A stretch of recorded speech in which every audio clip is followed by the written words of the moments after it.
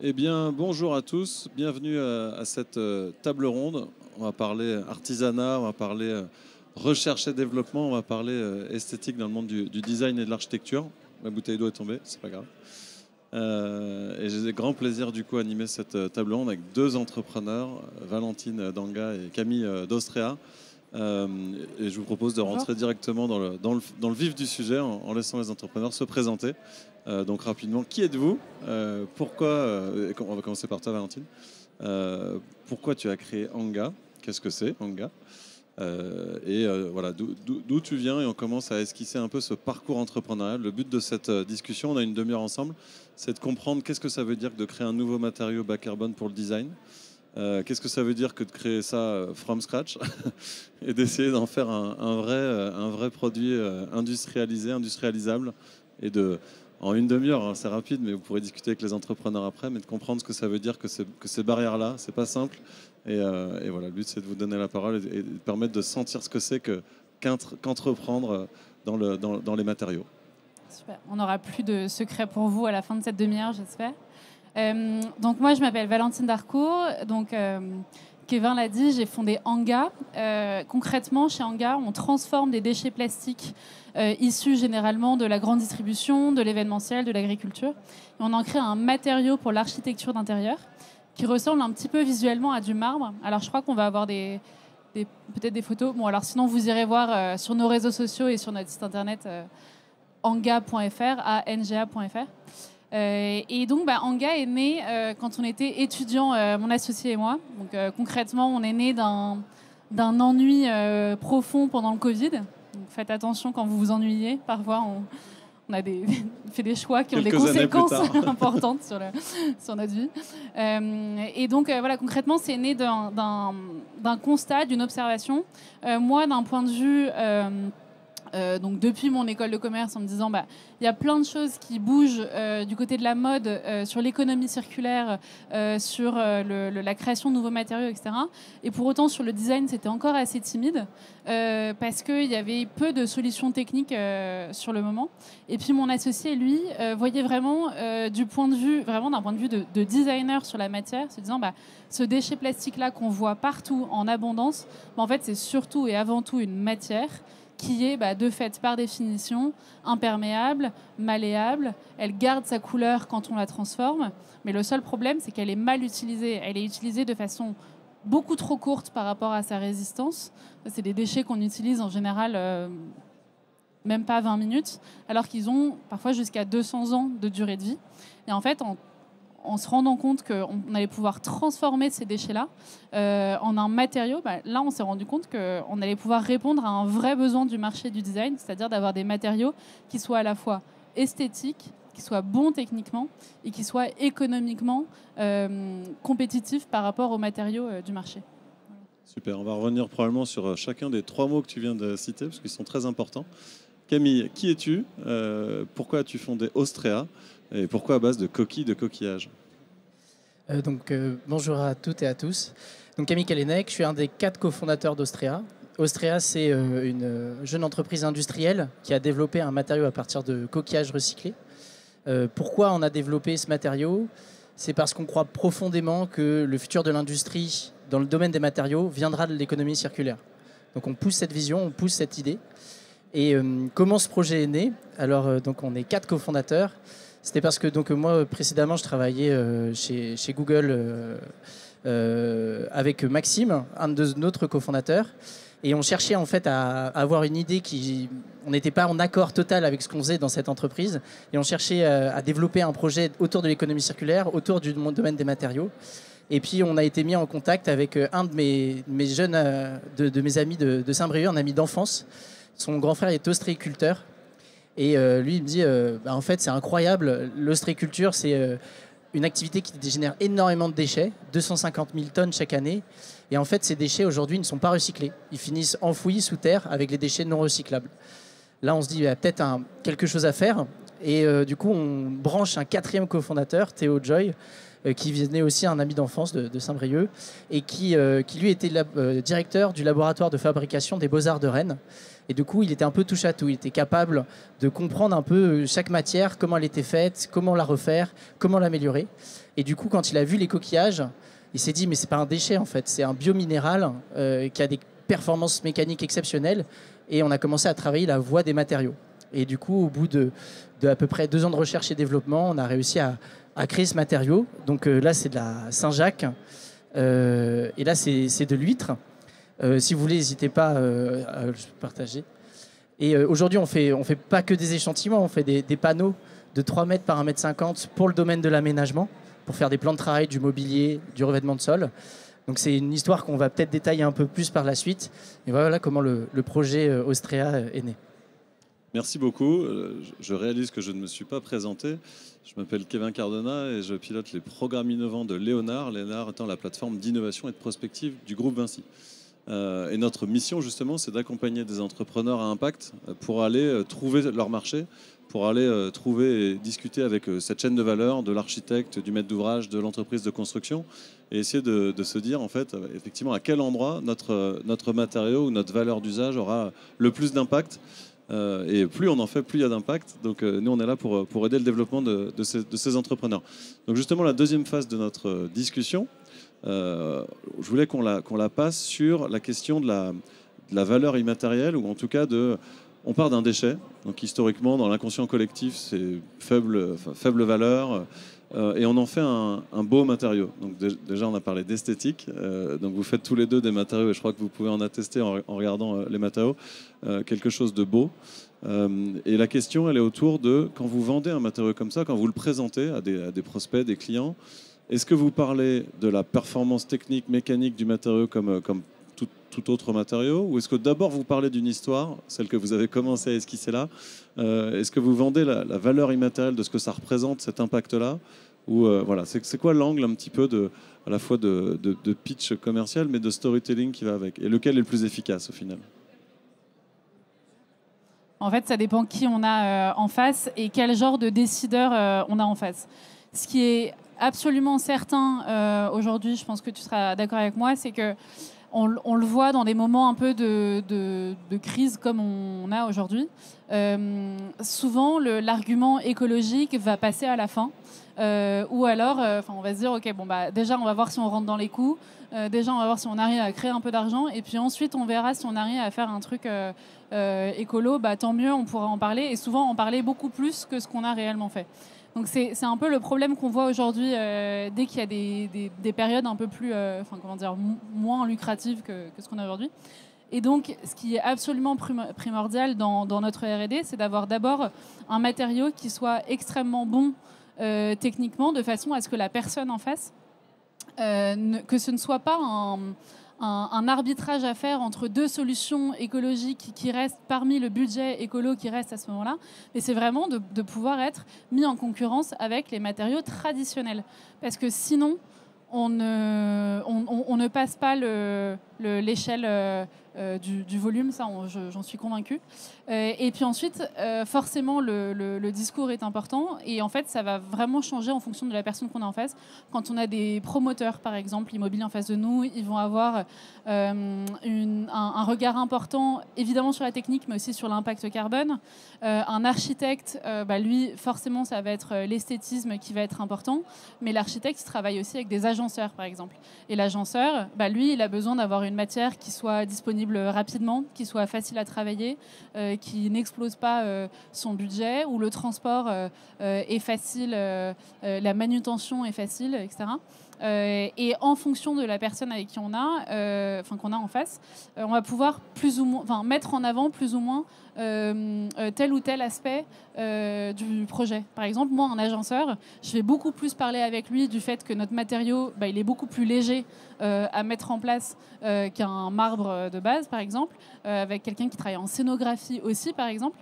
Et nous, on a des clients, parfois, qui nous achètent pas du tout pour l'aspect déchets, pas du tout pour l'aspect éco-responsable, mais parce que on a réussi à être disponible plus rapidement que quelqu'un d'autre en face, qu'on se nettoie plus facilement, que c'est plus léger. Ou, voilà, parfois, il y a des arguments comme ça dont on n'avait pas estimé, parce qu'on se focalisait uniquement sur l'éco-responsabilité, alors qu'en fait, non, on a un vrai argument éco-responsable que si on a d'abord ces premiers arguments-là qui sont vraiment bien validés.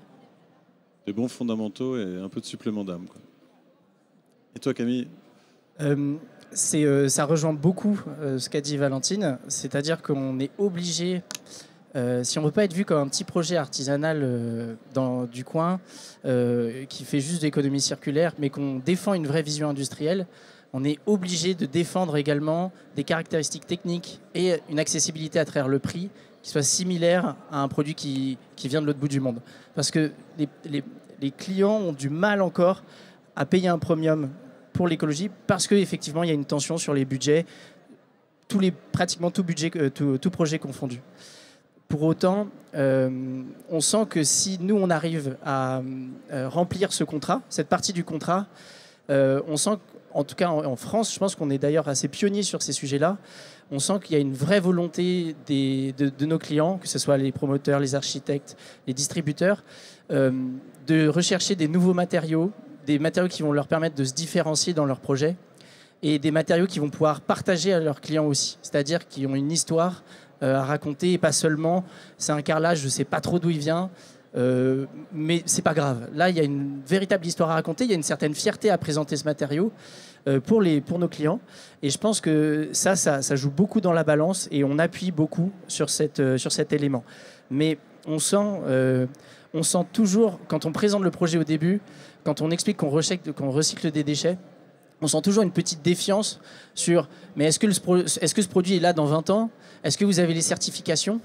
Ce qui est d'ailleurs, si je remène un petit peu sur les certifications, ce qui est quand même une barrière à l'entrée qui est énorme, puisque aujourd'hui les certifications sur les matériaux, c'est des certifications qui sont extrêmement longues et coûteuses à obtenir.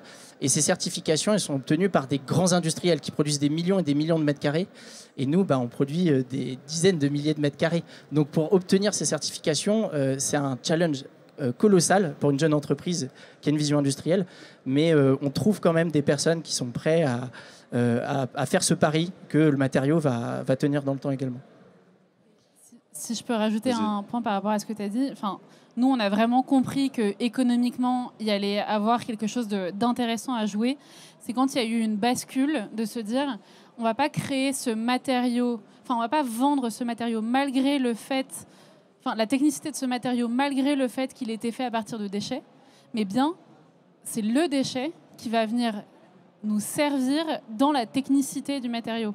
On ne vient pas s'excuser, on vient pas dire bon, regardez, on arrive à être quand même assez bon lié au fait que ce soit du déchet. C'est non. Le déchet, en l'observant dans ses technicités, nous permet d'avoir parfois certains meilleurs arguments techniques que par rapport à d'autres matériaux conventionnels. Justement, en parlant de caractéristiques du déchet, c'est vrai que d'un côté, tu disais 250 000 tonnes de coquillages accessibles. Le plastique, on a dans l'inconscient collectif des millions de tonnes potentiellement. Ça, c'est un gisement théorique. Quand on fait une entreprise, à un moment donné, il faut un gisement déjà accessible, fiable, répétitif, d'une qualité à peu près homogène. Donc la question, c'est quel est votre challenge pour accéder à la ressource dont vous avez besoin, ce fameux gisement déchet, avec probablement du coup des caractéristiques techniques. Un plastique ne vaut pas tous les plastiques. J'imagine que les coquilles, il y a tout un process aussi avant. Voilà, c'est quoi l'enjeu pour pouvoir industrialiser en termes d'accès à la ressource? Est-ce que c'est organisé? Est-ce qu'il y a des filières? Est-ce qu'il faut, en fait, vous voulez faire un matériau, mais est-ce qu'il faut réinventer toute la filière du déchet en amont? Voilà, d'où vous êtes parti et où est-ce que vous avez réussi à être aujourd'hui? Je commence par rapport au coquillage qui est très spécifique. Le coquillage à la base, donc c'est vu par les ostréiculteurs, les mytiliculteurs, les pêcheurs de Saint-Jacques, c'est vu comme un déchet. Aujourd'hui, ça leur coûte 150 € la tonne en fait, en plus d'être enfoui. Donc autant dire, c'est un fourre-tout. C'est-à-dire qu'ils vont mettre leur filet de pêche, ils vont mettre, il y a encore des déchets organiques. C'est vraiment pas du tout prêt pour faire un matériau avec. Donc nous, il y a eu un très gros travail sur la filière en amont pour expliquer qu'en fait, ce qui leur coûtait de l'argent aujourd'hui pouvait être une source de revenus. À condition qu'ils la traitaient différemment. C'est-à-dire qu'aujourd'hui, ils vont mettre de côté, ils vont les trier en fait. Ils vont mettre de côté les filets de pêche, ils vont essayer de les laver un petit peu, ils vont préparer la matière en fait. Ils vont la percevoir non plus comme un déchet, mais comme une matière première. Et ce travail, honnêtement, il prend beaucoup de temps. On travaille beaucoup avec les pouvoirs publics aussi parce que c'est un intérêt pour la collectivité publique de réaliser cette structuration. Mais c'est ce qui fait aussi le coût du matériau en partie. C'est qu'on pourrait le vendre beaucoup moins cher si on n'avait pas ce coût de retraitement. Et je trouve que ça, c'est une aberration que j'ai découvert en faisant ce projet. C'est qu'aujourd'hui, recycler un déchet coûte beaucoup plus cher que de taper dans la planète pour prendre une matière et l'extraire, en fait. Parce que c'est extrêmement industrialisé, alors que nous, on est encore un tout petit maillon de la chaîne. On peut arriver à des coûts beaucoup plus faibles, mais la condition, c'est toujours d'arriver à des économies d'échelle. Donc ça, c'est quand même une notion qu'il faut avoir en tête, c'est qu'aujourd'hui, un déchet coûte plus cher dans le domaine des matériaux qu'une matière première.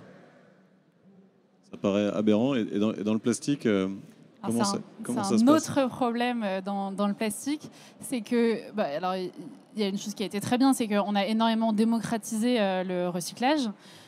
Mais parfois, le recyclage, c'est un peu une mauvaise réponse à un bon problème posé. Quand je dis recyclage, je dis produire du film à partir de film, c'est-à-dire reproduire le même produit à partir du déchet qu'on a récupéré. Dans la filière du film, donc la nôtre, donc je rappelle tout ce qui est film fin et étirable, en fait, très souvent, quand vous achetez un plastique qui est recyclé, il y a une grosse partie de matière vierge qui est réinjectée aussi dedans. Et puis, très souvent, il a voyagé plus que vous et moi en un mois parce que c'est fait en Europe de l'Est. Pourquoi ? Parce que c'est moins cher là-bas en Europe de l'Est, etc. Donc, on se retrouve à transporter du déchet pour aller le transformer en Europe de l'Est, pour le récupérer ensuite en France, sachant qu'entre-temps, on a fait un processus de recyclage qui est presque plus énergivore que la production de films à la base. Et puis on est très content de dire, regardez, c'est fait à partir de... C'est du film qui est recyclé. Donc nous, on a dû adresser un autre problème. C'est plutôt... Alors, nous, contrairement à Austria, il y a des filières qui sont déjà bien organisées, des filières de collecte de déchets. Mais donc, en plus du challenge d'aller chercher, en gros, un déchet qui allait être bon pour nous à recycler, donc il y a en gros, là, il y a les bons et les mauvais déchets, c'est-à-dire ceux qui sont déjà souillés, qui ont du scotch, des vis dessus, etc., forcément, c'est compliqué pour nous à récupérer. Et par contre, il y a des déchets qui sont vus comme des déchets, mais qui réellement, c'est de la matière, enfin vraiment dire que c'est de la matière neuve, quoi. Ça va être des chutes industrielles, typiquement un film Coca-Cola, un film d'emballage Coca-Cola où il y a un code barre qui est mal imprimé, c'est toute une palette qui part en déchets. Donc nous, en fait, on a installé notre ligne industrielle juste à côté d'un gros collecteur de déchets et dans une zone industrielle de plasturgie, pour pouvoir dire, ce film-là, plutôt que d'en recréer un nouveau film qui aura à nouveau 20 secondes de durée de vie, donne-le nous. Nous, on va donc, on achète un service pour le coup, mais donc on en transforme l'utilisation. D'où l'intérêt de la création de ce produit. En fait, on prend un déchet qui aurait été recréé, qui aurait recréé à nouveau du déchet, on en crée un matériau qui, lui, va durer 10 ans, 20 ans. Et justement, pour rebondir sur ce qu'on se disait juste avant, sur la technicité du matériau, c'est comment, à base d'un déchet comme ça et d'un ennui avec un ami d'école et d'une reconversion après la tech, on part de pas grand-chose au final. Un déchet, quelle dose de R&D et en quoi, à quel moment on arrive au moment Eureka de tiens, on a un nouveau matériau et la propriété mécanique ou ses propriétés en font même un meilleur matériau que le neuf. Qu'est-ce qui se passe? Qu'est-ce qu'il faut mettre en place pour arriver à ce moment magique de création d'un nouveau matériau plus noble que le neuf? Moi, je pense que s'il n'y avait que la R&D dont on devait s'occuper, franchement, ce serait hyper facile. C'est un bon problème. c'est trop facile quand il n'y a que la R&D. Le problème, c'est quand on doit faire de la R&D en n'ayant pas de moyens, en devant prouver qu'il y a un vrai besoin sur le marché, en devant emmener des acteurs avec nous. Et pour ma part, en n'ayant jamais bossé ailleurs. Et c'est plus la communion de tous ces différents éléments-là, alors là, on se retrouve avec un bon casse-tête. Et c'est là où on se met à compter sur la chance, parfois. Il en faut. Il en faut. Mais donc, nous, grosso modo, en fait, on a commencé à produire, donc littéralement, un garage à Saint-Denis qu'on a loué au Black au début. Voilà, je mets à culpa. On récupérait les déchets locaux. On en transformait des petits échantillons. Ensuite, on allait voir dans tous les grands salons du mobilier, etc. Ça nous a permis d'avoir des premières demandes de devis. Et donc, ensuite, un premier prêt d'honneur, une première bourse French Tech, etc. Donc ensuite, on peut investir petit à petit dans des machines un peu plus intéressantes, faire des premiers projets B2B. Moi, je me souviens, le premier restaurant qu'on a fait, ça, c'était génial. Mais bon, clairement, il nous manquait de la main-d'œuvre à un moment. On a passé des week-ends avec mon associé à poncer. Voilà, c'était chaotique. Mais ça nous permet ensuite d'aller chercher des gros acteurs. Donc là, on a eu par exemple du coup une première levée de fonds de quelqu'un du secteur. Là, on vient d'en faire une deuxième justement sur l'industrialisation, parce qu'en fait, tous ces aléas entre vendre avec la capacité de production qu'on a, mais vendre absolument tout ce qu'on peut pour percer sur le marché, nous permet ensuite d'investir dans l'industrialisation, qui nous permet... Voilà, c'est un effet balancé comme ça en permanence.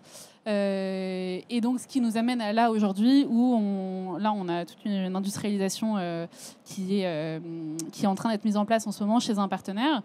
Mais en fait, notre partenaire, il a fait équipe avec nous, pas parce qu'on avait passé tout notre temps sur la R&D, mais parce que lui aussi a vu que, comme on avait déjà commencé à percer sur le marché, qu'il n'allait pas non plus... perdre son argent en industrialisant sur nous. Donc c'est plus un chemin où il faut combiner tous ces éléments-là en même temps. Sur à la fois la propriété technique du coquillage dans l'intérieur du matériau et puis du coup effectivement sur ce go-to-market, qui est le prescripteur et comment on fait les premiers projets? Ouais, nous on est une boîte pour le coup très orientée vers la recherche. On a investi beaucoup d'argent dans la recherche. On est d'ailleurs jeune entreprise innovante et deep tech. Et parce qu'en fait, on voulait absolument démontrer, par orgueil un petit peu, que retraiter un déchet pouvait être un avantage compétitif technique. Et en fait, aujourd'hui, la coquille de coquillage, en fait, c'est des strates de carbonate de calcium, une coquille de coquillage. Et en fait, on a essayé de reproduire, j'aime pas trop le terme, par biomimétisme, on a essayé de reproduire en fait des strates de coquilles de coquillage dans notre matériau. On a réussi à démontrer qu'on était capable de faire ça, et du coup on a pu breveter le matériau en démontrant que notre matériau était plus performant mécaniquement que si on utilisait un granulat classique dans le matériau. Et ça, c'est quelque chose qui apporte un peu de fierté même à toute l'équipe, parce que ça permet de se dire qu'aujourd'hui, on recycle un déchet certes, mais en fait on en fait un matériau plus technique. Et on n'est pas les seuls. Il y a Fermat par exemple aussi, qui a réussi à démontrer qu'en recyclant du carbone, on peut en faire du carbone encore plus performant. Et je pense que ça, c'est dans la notion des personnes, c'est pas si simple, et même de nous. Donc on poursuit cette voie. C'est pour ça qu'on investit beaucoup d'argent en recherche et développement pour démontrer qu'on peut aller encore plus loin. Et juste pour finir sur la R&D, il n'y a pas tant que ça il y a plein d'Eureka, mais en fait, à chaque fois qu'il y a un Eureka, il y a une nouvelle barrière à franchir. Parce que quand on fait nos premiers échantillons, on se rend compte des performances mécaniques, et puis on se dit, mais c'est exceptionnel, on va éclater le marché. Et puis après, on se rend compte que le deuxième échantillon n'a pas du tout les mêmes performances mécaniques. Puis après, on se dit, en fait, on ne fait pas des plans de travail avec des échantillons. Il faut faire des grandes plaques, 3 mètres par 1 mètre 50. Mais la centième plaque de 3 mètres par 1 mètre 50, en fait, il y a les aléas du temps, du machin. Et du coup, en fait, on rentre dans un cycle de R&D, non plus de faisabilité, mais de développement, c'est-à-dire comment faire pour standardiser, structurer la recherche et développement et la production. Et ça, c'est un très long travail. Justement, avec les 6 minutes qui nous restent, je vous propose de les passer là-dessus, sur l'industrialisation, parce que c'est très bien de faire des prototypes et de faire un premier POC dans un coin, mais c'est encore mieux de créer des champions industriels. Donc vous en êtes à peu près là, tous les deux, c'est-à-dire vous venez de réaliser votre premier outil, ou à venir, mais premier outil productif industriel ou semi-industriel. Projetons-nous un petit peu vers l'avenir, justement, en se disant, là, c'est quoi les prochaines étapes, c'est quoi les barrières, et de quoi avez-vous besoin, parce que c'est peut-être aussi l'occasion d'engager avec l'audience, de quoi avez-vous besoin pour réussir cette industrialisation? Commencez, Valentine. Alors, nous, on avait un peu un dilemme, c'est que ce soit Austrea ou d'autres acteurs des matériaux recyclés, on voyait beaucoup d'acteurs qui industrialisaient eux-mêmes leur outil de production. Et nous, on se regardait avec mon associé en disant « Oula, dans quel on est en train de se mettre ?» Parce que mon associé est designer et lui, vraiment, il a un rapport à la matière, au visuel, à l'esthétique, etc. Moi, je me sens beaucoup plus à l'aise dans un événement networking et des investisseurs que dans un atelier voilà, à gérer une production. Et donc, on a longtemps cherché une troisième personne pour s'associer avec nous, pour industrialiser nous-mêmes, etc. Et on n'y arrivait pas. Et c'est à peu près... Et surtout, en fait, ça nous paraissait être des montants énormes par rapport à... en fait, on avait énormément de demandes en face de nous, mais on trouvait qu'il y avait un temps et un coût qui étaient élevés à un moment où on devait encore percer le business model industriel. Et c'est à ce moment-là où un gros industriel, plasturgiste nantais, est venu nous chercher. Donc eux, ils sont spécialisés dans l'automobile et dans l'aéronautique. Ils ont un problème, c'est que l'automobile est en train de baisser, et donc ils ont besoin de se diversifier. Et c'est là où je dis, parfois c'est la chance qui intervient, c'est que moi, je les aurais jamais trouvés moi-même. Par contre, eux ont entendu qu'on cherchait à s'industrialiser. Et c'est là où ils sont venus nous voir en disant, apprenez-nous votre savoir-faire. Nous, on a des machines qui sont encore dormantes parce qu'elles étaient adaptées à une industrie, mais qu'on ne fait plus en ce moment. Enfin bref. Et donc là, on lance notre ligne industrielle chez eux. Donc il y a une partie du CAPEX, donc une partie des machines qui nous appartient. Par contre, moi, je ne gère pas la personne qui va s'occuper de la ligne en tant que telle. Moi, je gère l'approvisionnement, je gère la validation des différents prototypes. Et par contre, moi, c'est pas mon métier à moi de faire en sorte que la plaque soit bien faite à la fin. Je me retrouve dans la position de pouvoir dire celle-là, on est d'accord, celle-là, on n'est pas d'accord, il faut la retravailler, etc. Ce qui nous permet, nous, de vraiment se concentrer sur l'aspect commercial et sur l'aspect design. Et c'est là où mon associé et moi, on est bons. Parfois, il ne faut pas chercher midi à 14h. Il faut aussi se concentrer sur ce qu'on sait faire. Et par contre, là où on est super content, c'est que le partenariat avec cet industriel-là, en fait, cet industriel, c'est un groupe qui est présent à différents endroits dans le monde. Et que donc, on peut déjà réfléchir avec eux à la suite en se disant, nous, on a déjà reçu pas mal de demandes en Asie et aux États-Unis. En fait, eux, ils sont déjà présents aux États-Unis. Et donc, c'est pas moi, avec mes petites mains, qui dois commencer à aller voir un marché que je connais pas, etc. Et donc, là, typiquement, c'est un exemple d'association où on peut aller beaucoup plus vite que si on avait commencé nous-mêmes. Trouver le bon partenaire. Bon, Camille, vous avez pris la face nord là, de votre côté. Ouais, c'est malin d'avoir fait ce que Valentine a fait. Nous, on a cherché, parce que pareil, on n'avait pas de compétences industrielles, on a cherché des personnes qui étaient capables de produire notre matériau. Honnêtement, on n'en a pas trouvé. On a beaucoup cherché, parce que... et du coup, on a décidé de se lancer dans cette aventure industrielle qui donne, du coup, honnêtement, un poids énorme supplémentaire dans la création d'un projet entrepreneurial, puisque, en fait, du coup, il faut séquencer l'arrivée à une usine. Et... une usine, je pense qu'on oublie même comment ça marche en fait. Les usines de fabrication de matériaux, c'est des usines qui fabriquent des dizaines de millions de mètres carrés par an, qui tournent comme des horloges en 5/8, c'est-à-dire qu'ils travaillent 24 heures sur 24, y compris le samedi et le dimanche. Et tout ça, c'est rodé depuis des décennies en fait. Donc quand on arrive sur ce marché, il faut réussir à séquencer. Donc nous, on a fait le laboratoire de fabrication, on a fait le laboratoire de recherche et développement. Ensuite, on a investi dans un petit laboratoire de fabrication. On a produit à peu près 1000 mètres carrés. Ensuite, on a investi dans un démonstrateur industriel. Le démonstrateur industriel donc, dans lequel on est aujourd'hui, qui produit 40 000 mètres carrés. Et donc, du coup, ça nous permet de démontrer qu'on peut peut-être aller chercher 500, 1 million de mètres carrés plus tard. Et du coup, ça nous permet de pouvoir investir dans 3 ans dans une usine si on se débrouille très bien sur le parcours. Et en fait, pourquoi c'est technique comme parcours? C'est parce qu'en fait, il y a des enjeux à la fois de CAPEX, donc d'achat de machines, mais à la fois commerciaux. L'enjeu commercial, c'est de réussir à démontrer que quand on a vendu 1000 mètres carrés, on est capable de vendre 40 000 mètres carrés. Donc là, on a réussi à lever des fonds basés sur cette théorie. Et là, une fois qu'on a vendu 40 000 mètres carrés, il va falloir réussir à démontrer qu'on peut en vendre 1 million. Et ça, c'est pas si simple que ça, parce qu'on n'a pas l'outil de production pour le faire. Et l'autre technicité quand on monte une usine et qu'on découvre à la fois un processus industriel, c'est qu'on n'est pas une boîte de tech, c'est que si on se trompe sur l'achat d'une machine, eh ben on le porte pendant toute la vie de l'entreprise. On peut pas changer de code ou quoi que ce soit. Donc, c'est-à-dire que si on achète par exemple une cabine pour produire une certaine partie du matériau qui coûte 250 000 €, 6 mois après on se rend compte qu'en fait c'est pas exactement ce qu'il faut, eh ben elle est quand même avec nous. Et ça c'est un stress supplémentaire, je pense, quand on monte un projet industriel. Merci beaucoup. On arrive pile poil au bout de notre échange, il reste 8 secondes. Est-ce que vous avez peut-être un dernier mot à la fois pour l'audience ou pour des potentiels partenaires ou clients, un dernier mot de conclusion?